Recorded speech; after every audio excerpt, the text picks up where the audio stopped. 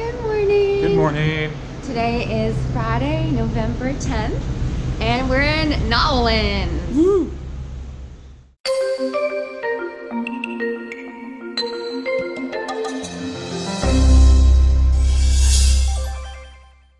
Hey guys, welcome to one of our videos. Just wanted to kind of catch you up to speed what's going on with us.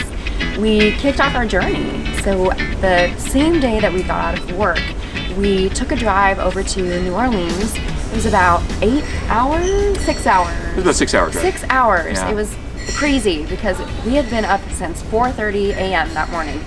And just a kind of eventful, busy day at work. And then we hit the road. I think we got in almost right before midnight with all the stops for gas. And we were ready to take on New Orleans the next day.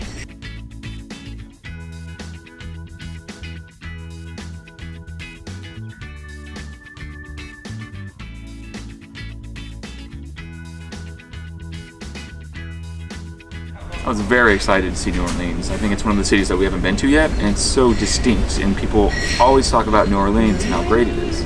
So I'm curious to see if it lives up to that. So we got up bright and early on Friday, and the time change actually helped us because Atlanta was 1 hour ahead. So we were up already to get ready to go, start our day. Our first stop was Cafe du Monde. We arrived at about 7 a.m. There were hardly any people there. It was amazing, and let me tell you, the beignets there are heaven. Oh, and the coffee, man. Oh my gosh. Incredible. I see why people really talk highly of both of those. So next time that we're in New Orleans, we'll definitely be back. Yeah, I totally get the hype. You know, when you have a beverage of choice and you just dunk that fried dough in with powdered sugar, it just melts in your mouth. Whoa, that's a lot of powdered sugar. You know, I just realized that black pants on. When we arrived at Cafe du Monde, we were literally 2 out of like 4 people that were in line. You're not getting powdered sugar all over yourself. You're doing it wrong. And it was like it's maybe 7 o'clock in the Yeah, morning. it's 7. So, Yep. you know, at first I was like, are we in the right place? Because there's not even a line here. But after I tasted the beignets, I was like, oh yeah, we're in the They're right worth place. it. They're worth it. If you ever go to New Orleans, go there. Then after Jackson Square, we took a stroll around the French Quarter. We met up with a walking tour group, and we had a great guide. He was your friend. Do you remember his name? I don't recall his name, but I was just talking his ear off the whole time. We were good buddies. He was telling me everything. Yeah. But that was about a 2-hour walking tour, and I highly recommend that as well if you are interested in learning more about the city, if you want to get some exercise in. It was a great way for us to move around and learn and educate ourselves about New Orleans at the same time. So the tour group meets at the 1850 house every 10:30, I believe. Every day at 10:30. 10:30 and 1:30.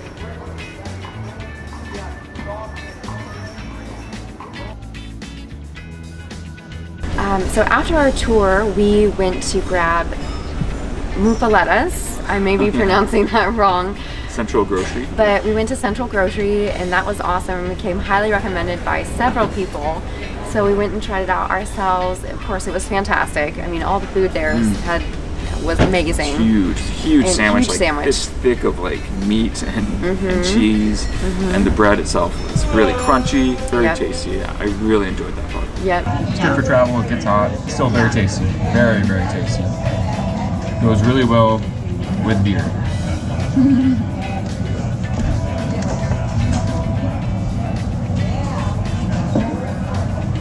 Eating this weird artichoke creation. That was awesome. It was a really good meal. And after that, we went and got back in our car and went to Magazine Street. And our the first goal was to go to the Lafayette Cemetery, but it actually closed at 3 that day. So it closes at 3 p.m. on weekdays, and we did not know that. So just a little tidbit, if you do want to go to the cemetery and it's a weekday, make sure you get there before 3.